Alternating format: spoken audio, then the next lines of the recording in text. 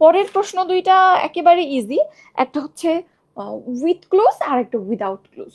তো উইথ ক্লোজের ক্ষেত্রে জিনিসগুলো আসলে দেখা যায় যে একেবারে হুবহুব প্যাসেজগুলো রিপিট হয় না, বাট একই টাইপের জিনিস কিন্তু বারবার, একই টাইপের ওয়ার্ড বারবার আসে, বিশেষ করে সেকেন্ড পেপারে এটা বেশি হয়।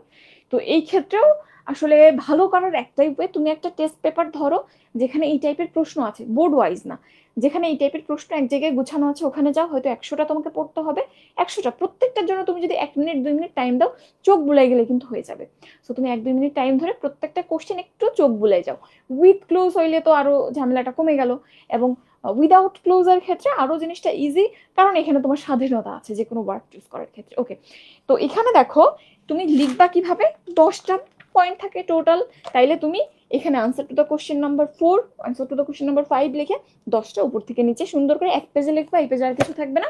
প্লাস কখন যাতে এই জিনিসটা ভেঙে না যায়, এক পেজে এখানেই শুরু করবা এখানেই শেষ করবা, এটা একটু মেনটেন করবা।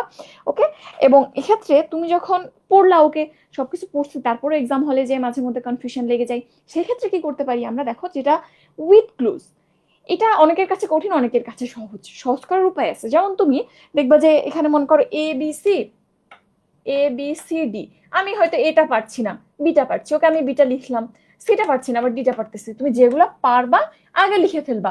এরপর দেখবা তোমার দুইটা জায়গা ফাঁকা আছে, গ্যাপ আছে দুইটা, আর তোমার কাছে ওয়ার্ড আছে 3টা। তো তখন কিন্তু ওই 3টা ওয়ার্ড থেকে খুব ইজিলি দুটো চুজ করা যায়। বাট তুমি যখন প্রথমে শুরু করছো এটা মিলাইতে পারছো না, 10টা থেকে একটা চুজ করা কঠিন। বাকিগুলো যখন সেট হয়ে যাবে অটোমেটিক্যালি এখানে সেট হয়ে যাবে।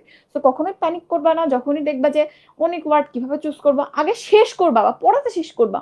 বা অনেক সময় হয় যে তুমি প্যাসেজটা পুরো পড়ো নাই বলে বুঝতে পারছো না শুরুটা কি দিয়ে হবে, প্যাসেজটা একবার পড়লে হয়ে যাবে।